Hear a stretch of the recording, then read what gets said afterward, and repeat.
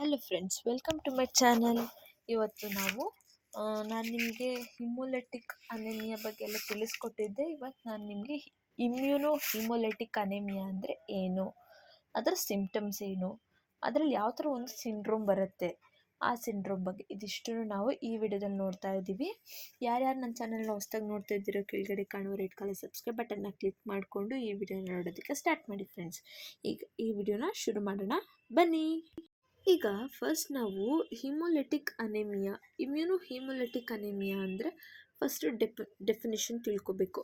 ಹಿಮೋಲೆಟಿಕ್ anaemia is defined as a condition in which red blood cells are destroyed and removed from the blood stream before their life span is over. ಇದನ್ನು ಇನ್ನೊಂದ್ಸತಿ ಹೇಳ್ತಾ ಇದ್ದೀನಿ, ಕೇಳ್ಕೊಳ್ಳಿ. ಹಿಮೋಲೆಟಿಕ್ ಅನೆಮಿಯಾನ ನಾವು ಅದನ್ನು ಒಂದು condition ಆಗಿ ನಾವು ಡಿಫೈನ್ ಮಾಡ್ತೀವಿ. ಅದು ಏನು ಕಂಡೀಷನು? ಒಂದು ರೆಡ್ ಬ್ಲಡ್ ಸೆಲ್ ಬಂದು ಡೆಸ್ಟ್ರಾಯ್ ಆಯಿತು, ಅದು ರಿಮೂವ್ ಆಗ್ತಿದೆ ಬ್ಲಡ್ ಸ್ಟ್ರೀಮಿಂದ before their life span is over. ಅದು ಲೈಫ್ ಸ್ಪ್ಯಾನ್ ಮುಗಿಯೋದಕ್ಕಿಂತ ಮುಂಚೆ ಅದೇನಾದರೂ ಆಚೆ ರಿಮೂವ್ ಆಗ್ತಿದೆ ಅಂದಾಗ ಅದನ್ನು ನಾವು ಹಿಮೋಲೆಟಿಕ್ ಅನೆಮಿಯಾ ಅಂತ ಕರಿತೀವಿ. ಈಗ haemolysis premature destruction of red blood cells. Haemolysis ಅಂದ್ರೇನು? Premature destruction of red blood cells ಅಂತ. Normal life span is 120 days. Metabolic decay and loss of membrane flexibility lead to removal.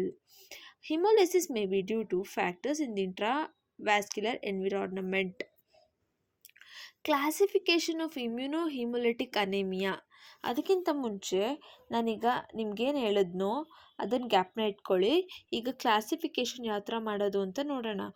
Auto immune haemolytic anaemia, drug induced haemolytic anaemia, immuno haemolytic anaemia, alloimmune antibody induced immuno haemolytic anaemia. ಇದಿಷ್ಟು ನಿಮಗೆ ಒಂದು idea ಬರುತ್ತೆ friends, ಇದಿಷ್ಟು ನಿಮಗೆ ಗೊತ್ತಾಯಿತು ಅಂದರೆ. So ಈಗ ಇದರಲ್ಲಿ ಏನಪ್ಪ ಅಂದರೆ ಆಟೋ ಇಮ್ಯೂನ್ ಹಿಮೋಲೆಟಿಕ್ ಅನೆಮಿಯಾದಲ್ಲಿ warm reacting auto immune haemolytic anaemia ಇರುತ್ತೆ. ನೆಕ್ಸ್ಟ್ ಇದರಲ್ಲಿ drug induced haemolytic disease of the fetus and new born. ಇದರಲ್ಲಿ ಬರುವಂಥದ್ದು ಫೀಟಸ್ಗೆ ನ್ಯೂ ಬಾರ್ನ್ಗೆ ಎಫೆಕ್ಟ್ ಆಗುವಂಥ ಅನೆಮಿಯಾ. ಈಗ causes of immuno haemolytic anaemia ಯಾವುದಂದರೆ ಕಾಸ್ ಆಗುತ್ತೆ. Idiopathic lymphomas, chronic lymphocytic leukaemia, non-Hodgkin's lymphomas, Hodgkin's disease, SLE and other collagen vascular disease, drugs, alpha methyl dopa type, penicillin type, quinidine type. Post viral infections, other tumours rare ಆಗಿ ಬರುವಂಥದ್ದು. ಇಷ್ಟು causes ಆಯಿತು. ಈಗ ಹಿಮೋಲೆಟಿಕ್ diseases of new ಬಾರ್ನಲ್ಲಿ ಯಾವ ಥರ ಈ disease ಇರುತ್ತೆ? Haemolytic disease of the new born and fetus is a destruction of the red blood cells of the fetus and neonate by antibodies produced by the mother. It is the condition in which the lifespan of the fetal or neonatal red cells is shortened due to the maternal allo antibodies against the red cells antigen acquired from the father. ಇದು ಬಂದು ಮಗುಗೆ affect ಮಾಡುವಂಥದ್ದು. ಯಾವ ಥರ? RH-D negative mother ಇದ್ದರೂ ಅವರು RH positive foetus ಇತ್ತು ಅವ್ರಿಗೆ, ಅದು ಫಸ್ಟ್ ಬರ್ತಲ್ಲಿ ಏನೂ ಪ್ರಾಬ್ಲಮ್ ಆಗೋದಿಲ್ಲ. ಸೆಕೆಂಡ್ ಬರ್ತಲ್ಲಿ ಏನಾಗುತ್ತೆ? RH-D ಆ್ಯಂಟಿಬಾಡೀಸು ಫೀಟಲಲ್ಲಿರುವಂಥ ಬ್ಲಡ್ ಸೆಲ್ಸು ಎರಡೂ ಕೂಡ ರಿಯಾಕ್ಟ್ ಆಗಿ ಆ ಮಗುದು ಡೆತ್ ಆಗ್ಬೋದು. ಸಬ್ಸಿಕ್ವೆಂಟ್ ಪ್ರೆಗ್ನೆನ್ಸಿ ಅದು ಬಂದು ಅಬಾರ್ಟ್ ಆಗೋಗುತ್ತೆ. ಸೊ ಇದು ಬಂದು ನಮಗೆ ಫೀಟಸ್ ಇದ್ರದ್ದು ಗೊತ್ತಾಯಿತು. ಈಗ ಲ್ಯಾಬೊರೇಟರಿ ಎವಲ್ಯೂಷನ್ ಯಾವ ಥರ ಮಾಡ್ತೀವಿ? ಹಿಮೋಲೈಸಿಸ್ ಆದಾಗ test of increased red cell break down. ಈಗ ರೆಡ್ ಸೆಲ್ ತುಂಬ ಬ್ರೇಕ್ ಡೌನ್ ಆಗಿದೆ ಅಂದಾಗ serum bilirubin, unconjugated bilirubin is increased, ಅದಕ್ಕೆ ನಾವು ವ್ಯಾಂಡನ್ಬರ್ಗ್ ರಿಯಾಕ್ಷನ್ ಇಂಡೈರೆಕ್ಟ್ ಪಾಸಿಟಿವ್ ಅಂತ ಮಾಡ್ತೀವಿ. ಇದು ವ್ಯಾಂಡನ್ಬರ್ಗ್ ರಿಯಾಕ್ಷನ್ದೊಂದು ವಿಡಿಯೋ ಹಾಕ್ತೀನಿ ಫ್ರೆಂಡ್ಸ್, ಅದನ್ನು ರೆಫರ್ ಮಾಡಿ, ಅದು ನಿಮ್ಗೆ ಯೂಸ್ಫುಲ್ ಇರುತ್ತೆ. urobilinogen is raised. Facial sterobilinogen is raised. Serum haptoglobin is reduced or absent, ಕಮ್ಮಿ ಆಗ್ಬೋದು ಅಥವಾ ಆಬ್ಸೆಂಟ್ ಆಗ್ಬೋದು. Plasma lactate dehydrogenase is raised. ಈ ಪ್ಲಾಸ್ಮಾ ಲ್ಯಾಕ್ಟೇಟ್ ಅನ್ನುವ ಡಿಹೈಡ್ರೋಜನೇಸ್ ಏನಾಗುತ್ತೆ, ಎನ್ಸೈಮು ರೇಸ್ ಆಗುತ್ತೆ. ಇದಿಷ್ಟು ಬಂದು ನಮಗೆ ಆಟೋ ಇಮ್ಯೂನು ಇದರಲ್ಲಿ ಲ್ಯಾಬೊರೇಟರಿ ಡಯಾಗ್ನೋಸಿಸಲ್ಲಿ ಗೊತ್ತಾಗುತ್ತೆ. ಆಟೋ ಇಮ್ಯೂನ್ ಹಿಮೋಲಿಟಿಕ್ ಅನಿಮಿಯಾ ಬಂದು ಆ್ಯಂಟಿಬಾಡಿ ರೆಡ್ ಬ್ಲಡ್ ಸೆಲ್ಸಲ್ಲಿ ಇಮ್ಯೂನ್ ಸಿಸ್ಟಮ್ಮು ಎಲ್ಲ ಕೂಡ ಫೈಟ್ ಆಗುವಂಥದ್ದನ್ನು ನಾವು ಇದರಲ್ಲಿ ನೋಡ್ತೀವಿ.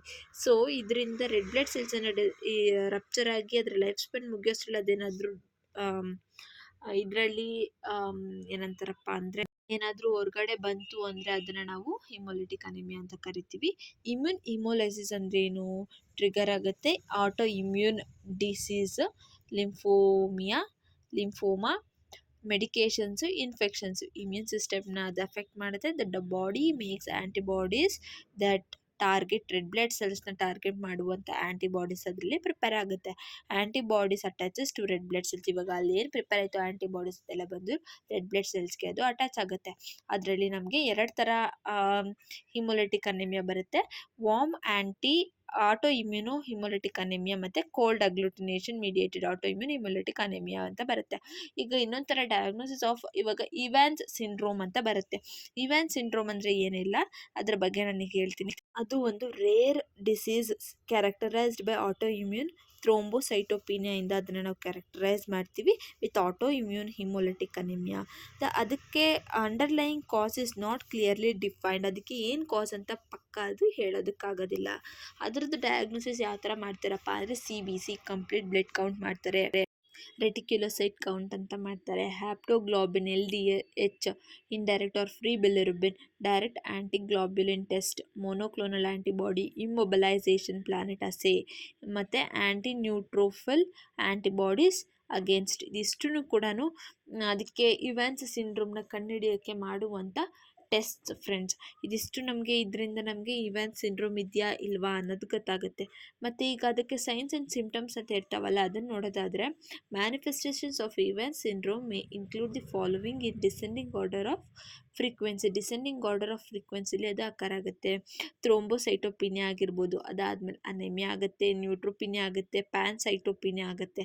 ಇದಿಷ್ಟು ಬಂದುಬಿಟ್ಟು ಪೇಷಂಟ್ಗೆ ಇವ್ಯಾನ್ಸ್ ಸಿಂಡ್ರೋಮ್ ಇದೆ ಅಂತ ಹೇಳೋದಕ್ಕೆ ಸೈನ್ ಮತ್ತು ಸಿಂಪ್ಟಮ್ಸ್ ಆಗಿರುತ್ತೆ friends. Measurement of serum immunoglobulins, flow cytometry of blood samples, gene mutation studies, bone marrow aspiration helps the reveal aplastic anemia or an infiltrative disorder. It is usually indicated for excluding infiltrative processes in patients who presented ಪ್ಯಾನ್ಸೈಟೋಪಿನಿಯಾ. ಇದಿಷ್ಟು ಬಂದುಬಿಟ್ಟು ನಮಗೆ ಇವ್ಯಾನ್ಸ್ syndrome ಬಗ್ಗೆ ನಮಗೆ ಏನೇನು points ಅಂತ ತಿಳಿಸ್ಕೊಡುತ್ತೆ. ಇದಿಷ್ಟು ಬಂದುಬಿಟ್ಟು ಅದರದ್ದು ಮೆಷರ್ಮೆಂಟ್ನ ಚೆಕ್ ಮಾಡುವಂಥದ್ದು. ಇವಾಗ ಅದನ್ನು ಯಾವ ಥರ ಮ್ಯಾನೇಜ್ ಮಾಡೋದು ಅದನ್ನು ನೋಡೋಣ. Treat symptomatic cytopenias including moderate to severe anaemia. ಸ್ವಲ್ಪ ಇತ್ತು ಅನೆಮಿಯಾ ಅಥವಾ ಜಾಸ್ತಿ ಇತ್ತು ಅನೆಮಿಯಾ ಅಂದ್ರೂ ಟ್ರೀಟ್ ಆಗಲೇಬೇಕು. Thrombocytopenia with bleeding or prolonged or severe neutropenia. First line therapy is corticosteroids with or without IVIG. Steroids are useful in the acute setting. Most patients will require adjuvant or alternative therapy to sustain a remission. IVIG as a single agent has not been reported for treatment. Rituximab, an anti-CD20 monoclonal antibody, is an effective. ಈಗ auto immune haemolysis 2 types ಇದೆ ಅಂತ ಹೇಳಿದ್ದೆ ಆಗಲೇ.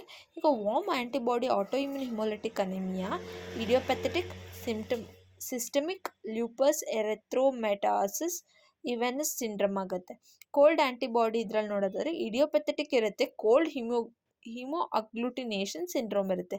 Infectious mononucleosis, paroxysmal cold haemoglobinuria ಅದು ಬಂದು rare ಇರುತ್ತೆ. ಈಗ uncommon ಕಾಸಸ್ನ ನೋಡೋದಾದರೆ ಅಕ್ವೈರ್ಡ್ ಆಗಿ ಬರುತ್ತೆ. ಅಕ್ವೈರ್ಡಲ್ಲಿ ಮೆಕ್ಯಾನಿಸಮ್ ಇನ್ಕ್ರೀಸ್ಡ್ ಡಿಸ್ಟ್ರಕ್ಷನ್ ಸಿಕ್ವೆಸ್ಟ್ರೇಷನ್, ಅದರದ್ದು ಡಿಸ್ಟ್ರಕ್ಷನ್ಸ್ ಅದು ಇನ್ಕ್ರೀಸ್ ಮಾಡುತ್ತೆ. ಕಂಡೀಷನ್ಸ್ ಬಂದ್ಬಿಟ್ಟು hypersplenism secondary to myelolymphoproliferative disorder, haemophagocytic syndrome, drug induced immune pancytopenia, Evans syndrome with tricytopenia, infection. ಇದಿಷ್ಟು ಬಂದು ನಾನು ನಿಮಗೆ ಹೇಳಿದ್ದೆ ಫ್ರೆಂಡ್ಸ್. ಈ ವಿಡಿಯೋ ಇಷ್ಟ ಆಗಿದೆ ಅಂದ್ಕೊಂಡಿದ್ದೀನಿ. Thank you for watching friends.